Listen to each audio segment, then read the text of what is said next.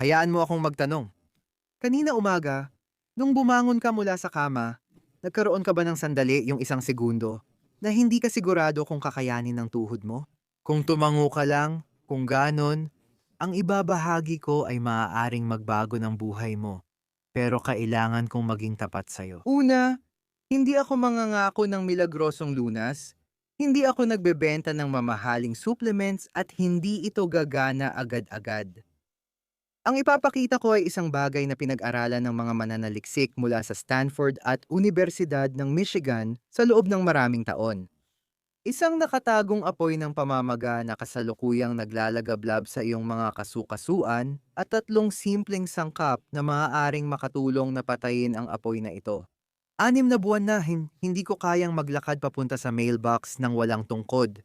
At ang anak kong babae pa ang tumutulong sa aking bumangon sa kama.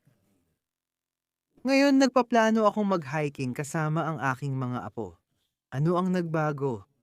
Sa wakas ay naintindihan ko na kung ano talaga ang nangyayari sa loob ng aking mga kasukasuan at heto ang gagawin ko. Sa susunod na 15 minuto, ibibigay ko ang lahat sa iyo. Ang kompletong reseta, ang siyensya sa likod nito, at mga makatotohanang inaasahan kung ano ang maaari mong asahan. Pero may isang bagay, isang pagkakamali na 70% ng mga tao ang ginagawa sa ikatlong sangkap. At ang pagkakamaling ito ay maaaring gawing mas malaki pang problema ang isang solusyon. Sasabihin ko sa iyo ng eksakto kung ano yon, pero kailangan mong mangakong manatili ka hanggang sa dulo. Dahil kapag nagkamali ka rito, maaaring mas lumala pa ang mga kaso-kasuan mo imbes na gumanda.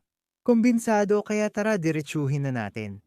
Ang tatlong sangkap ay pinatuyong plum, oatmeal at gata ng niyog. Alam ko, siguro iniisip mo seryoso. Yun lang ba? Pero sandali lang.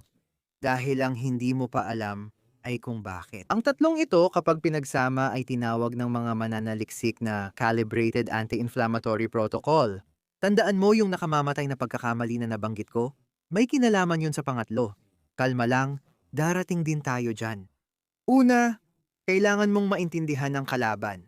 Maraming doktor ang nagsasabing ang pananakit ng kaso-kasuan matapos ang 50 ay dahil sa pagkasira o pagkapudpod. Gamit at pagkasira, pero kalahati lang yan ang kwento. At heto ang bahagi na hindi nila sinasabi sa mismong sandaling ito.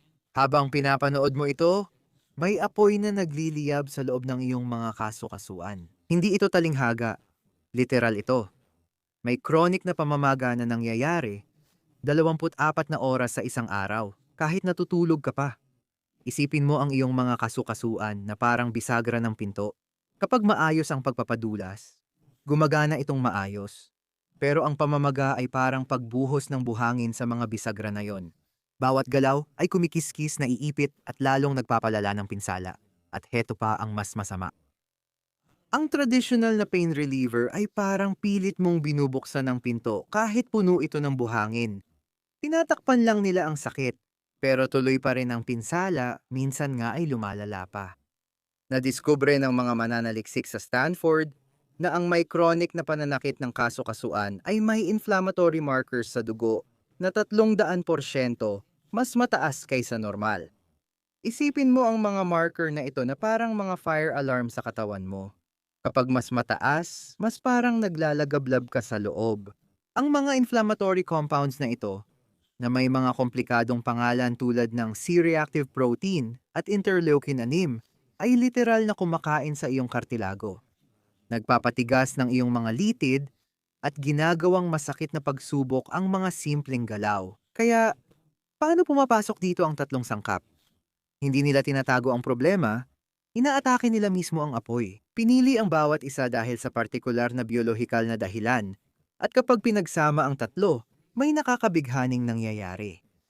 Sila ay nagtutulungan, ang isa ay nagbubukas ng daan, ang isa ay pumapatay ng apoy, at ang pangatlo ay nag-aayos ng pinsala. Ngayon punta na tayo sa detalye dahil nandito ka para sa reseta at ibibigay ko ito sa'yo. Mag-ingat sa bawat bahagi dahil ang detalye ang nagbibigay ng malaking pagkakaiba. Unang sangkap, pinatuyong mga plum. Natuklasan ng mga mananaliksik mula sa Sweden na ang mga pinatuyong plum ay may pinakamataas na konsentrasyon ng mga anti-inflammatory compound. na tinatawag na polyphenols sa lahat ng karaniwang prutas, particular na ang neochlorogenic acid at chlorogenic acid. Ang mga compound na ito ay gumagawa ng isang kamanghamanghang bagay. Hinaharangan nila ang parehong enzyme na sinusubukang harangan ng mga gamot tulad ng ibuprofen, pero hindi sinisira ang lining ng iyong tiyan. Ayon sa pag-aaral, ang pagdagdag ng pinatuyong plum sa dieta ay nakakatulong pabagalin ang paglala ng arthritis sa hayop, pinoprotektahan ang kartilago, at nagpapababa ng pagkasira ng buto. Nang sinuri ng mga mananaliksik kung paano ito nangyayari, natuklasan nila na pinapatay ng mga polyphenol ang mga gene na gumagawa ng pamamaga sa mga selula ng kasukasuan. Parang pinapatay mo ang switch na nagpapaliyab ng apoy. Pero may iba pa. Ang mga duhat ay mayaman sa bitamina K at boron, dalawang nutrisyon na kadalasang kulang sa mga taong lampas. 50 taong gulang, at heto ang totoong datos. Isang pag-aaral sa mga babaeng menopausal ang nakatuklas na ang pagkain ng 6 lang na duhat bawat araw ay nagtaas ng mga palatandaan ng bone formation ng 20%. Hindi ito pangako. Resulta ito na nailathala na ngayon, isang mahalagang paalala. Kung ikaw ay may sensitibong tiyan, magsimula ka ng dahan-dahan dahil ang duhat ay mataas sa fiber at maaaring magdulot ng kabag. Magsimula ka sa 3 at unti-unting dagdagan. Pangalawang sangkap, avena. Ang mga sinaunang mandirigmang Celt ay kumakain ng avena bago at pagkatapos ng labanan at alam nila ang isang bagay. Ang avena ay may natatanging uri ng fiber na tinatawag na beta-glucan na nagbabago kung paano tumutugon ang iyong immune system sa pinsala sa kasukasuan. Isipin mo ito, ang beta-glucan ay bumubuo ng isang parang gel na substansya sa iyong digestive system na sumasalo sa mga inflammatory compounds bago pa man sila makapasok sa iyong dugo. Parang gwardiya na humaharang sa mga pasaway. Pero ang totoong mahika ay nasa mga compound na tinatawag na avenanthramides, mga antioxidant na wala kahit saan pa sa kalikasan. Pinapataas nila ang produksyon ng nitric oxide, na nagpaparelax ng mga ugat at nagpapabuti ng sirkulasyon. At bakit mahalaga ito? Dahil ang mas magandang sirkulasyon ay nangangahulugan ng mas maraming nutrisyon na nakakarating sa kartilago at mas mabilis na natatanggal ang mga inflammatory waste. Pero mag-ingat, kung ikaw ay may gout, kumonsulta muna sa iyong doktor. Una, ang oatmeal ay may katamtamang purines na maaaring magpataas ng uric acid sa ilang tao, kaya mas mabuting limitahan ito ng ilang beses lang sa isang linggo kung ikaw ay may gout. At ngayon, narito na tayo sa ikatlong sangkap. At dito, kaibigan ko, kailangan kong maging brutal na tapat sa iyo. Dahil ito ang pagkakamaling ipinangako kong sasabihin at seryoso ito. Ang ikatlong sangkap ay gata ng niyog. Bihira magka-arthritis ang mga taga-isla ng Pasipiko kahit pisikal ang kanilang pamumuhay. Ang sagot ay nasa pagkonsumo ng niyog. Ang gata ng niyog ay naglalaman ng medium-chain triglycerides o kilala bilang MCTs. Ipinapakita ng mga pag-aaral na may anti-inflammatoryong katangian ito. May lauric acid, magnesium, at potassium din ito na nagpaparelax ng kalamnan sa paligid ng kasukasuan. Parang perpekto, di ba? Ngayon narito ang tanong at bahagi na madalas hindi binabanggit sa karamihan ng video, kaya kailangan mong mag-focus dito. Ang buong gata ng niyog ay may 550 calories at higit sa 50 gramo ng saturated fat kada tasa. Mas mataas pa ito sa buong inirerekomendang arawang dami ng saturated fat para sa karamihan ng tao. At heto ang problema. Ang mga calorie na ito ay maaaring magdulot ng pagdagdag ng timbang at sobrang bigat. Isa ito sa pinakamalalaking kaaway ng iyong mga kasukasuan. Bawat dagdag na kilo ay naglalagay ng 4 na kilo ng karagdagang presyon sa iyong mga tuhod. Pansinin mo ang irony. Habang ginagamot mo ang kasukasuan mo, hindi mo alam. Lumalala pa pala ang problema mo. Kaya bibigyan kita ng 3 opsyon at ikaw ang pipili kung alin ang mas bagay sa katawan mo. Option 1. Gumamit lang ng 1/4 tasa ng gata ng niyog at punuin ang natitira ng 3/4 tasa ng tubig.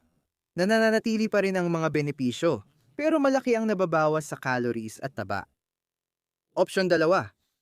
Salit-salitin ang paggamit ng gata ng niyog ng 3 beses sa isang linggo at sa ibang araw, gumamit ng tubig o walang asukal na green tea. Opsyon 3. Palitan ng buo ng gatas na mula sa halaman, walang asukal at mababa ang taba. Tulad ng gatas ng almendras. Mawawala ang MCTs, pero mananatili ang lahat ng benepisyo ng mga prune at oats na siyang tunay na nagbibigay lakas sa inuming ito. At narito ang susi, kung kailangang magbawas ng timbang, iwasan ang araw-araw na paggamit ng buong gatas ng niyog. Kung tama ang timbang at aktibo ka, pwede mo itong gamitin ng mas madalas. Maging tapat ka sa sarili mo. Ngayon, narito ang kompletong recipe. Isulat mo ito. 6 na tuyong plum walang buto. Kung matitigas ang mga ito, ibabad ito sa 1/2 tasa ng maligamgam na tubig ng 15 minuto at huwag itapon ng tubig dahil mahalaga ito. 2 kutsara ng oatmeal flakes pinuman o magaspang, kahit alin. 1 tasa ng likido. Dito, ikaw ang pipili ng opsyon mo. 1.4 tasa ng gata ng niyog, dagdagan ng 3/4 tasa ng tubig o unsweetened na gatas ng halaman o purong tubig. 1 buong hinog na saging, optional. Pero inirerekomenda ko. Nagdadagdag ito ng potasa at nagpapakrema. 1/4 kutsarita ng kanela ng seilaw, kung meron, at ang tubig na pinagbabara ng mga pasas. Mahalaga ito dahil ang tubig na iyon ay may mga concentrated na compound na nakuha na mula sa prutas. Itinatapon mo ang pinakamagandang parte kung itatapon mo yon. Ilagay ang lahat sa blender at i-blend ng 2 minuto sa pinakamataas na bilis. Kailangan maging sobrang pino, walang buo-buo. Kung masyadong malapot, magdagdag ng likido. Kung masyadong malabnaw, magdagdag ng 1 kutsara ng oatmeal at i-blend ulit. Ang lapot nito ay parang isang makapal na bitamina. Ayan, may recipe ka na. Ngayon, narito na ang bahagi na magpapalakas dito mula maganda hanggang makapangyarihan. Kailan at paano ito inumin? Inumin agad sa umaga, walang laman ang tiyan. Simple lang ang dahilan. Ang tugon ng pamamaga ng iyong katawan ay umaabot sa pinakamataas sa pagitan ng 6:00 at 8:00 ng umaga. Kapag binaha mo ang iyong sistema ng mga anti-inflammatory compound, kapag pinakamalakas ang pamamaga, napapatay mo agad ang apoy bago pa ito kumalat. Pagkatapos mong uminom, maghintay ng hindi bababa sa 30 minuto bago kumain ng kahit ano pa. Pinapayagan nitong masipsip ng maayos ng walang sagabal. Alam ko na nakakatukso inumin ito kasabay ng almusal, pero ang walang laman na tiyan ay talagang mahalaga. Ngayon, bago tayo matapos, may isang bagay na mas mahalaga pa kaysa sa inuming ito. At ito ang magbabago ng iyong buong pag-unawa tungkol sa pananakit ng kaso-kasuan. Isipin mo na lang na parang sundalo ang inuming ito. Pero para manalo sa digmaan laban sa pamamaga, kailangan mo ng isang hukbo. Tinatawag ng mga siyentipiko ang hukbong ito na Mediterranean diet. At ito ang gold standard sa paglaban sa chronic inflammation. Ibibigay ko sa iyo ang mga general. Matatabang isda, salmon, sardinas at tuna. 2 hanggang 3 beses sa isang linggo. Ang omega-3 ang tunay na kampeyon sa laban kontra pamamaga. Pinapababa nito ang parehong mga marker na nabanggit ko sa simula. Pulang prutas, seresa, presa, blueberry, makapangyarihang anthocyanin na lumalaban sa pamamaga. Berdeng dahon, spinach, kale, broccoli, vitamina K at mga antioxidant. Ang extra virgin olive oil ay may taglay na oleocanthal na gumagana katulad ng ibuprofen, hinaharangan ang parehong mga enzyme. Luyang dilaw na may itim na paminta. Ang curcumin ay isa sa pinakamalalakas na anti-inflamatoryo ng kalikasan at ang itim na paminta ay nagpapataas ng pagsipsip nito ng 2,000% at ang mga dapat iwasan ay kasing halaga ng mga dapat kainin. Ang idinagdag na asukal ay nagpapalabas ng inflammatory cytokines, habang ang pinungharina ay nagdudulot ng biglaang pagtaas ng asukal na sanhi ng pamamaga. Ang mga processed na karne ay mataas sa saturated fat at mga pro-inflammatory na additives. At ang sobrang paggamit ng mga vegetable oil tulad ng soya at mais ay napakayaman sa omega-6 na nagdudulot ng imbalance tungo sa pamamaga. Binubuksan ng inumin ng pinto, ang mga pagkaing ito ang bumubuo ng bahay. Kaya ito ang gusto kong gawin mo. Huwag subukang baguhin lahat sabay-sabay. Simulan mo sa inumin bukas ng umaga at gawin ito ng 1 linggo.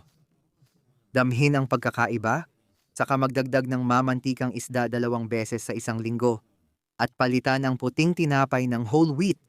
Maliit na mga hakbang, tuloy-tuloy, dahil hindi ako nangangako ng milagro sa loob ng 21 araw, ibinabahagi ko ang mga kasangkapang napatunayan ng agham na kapag ginamit ng tuloy-tuloy ay nagpapabago ng kalidad ng buhay. Karapat-dapat kang mabuhay ng walang sakit. Karapat-dapat kang magising sa umaga at bumangon mula sa kama ng walang takot.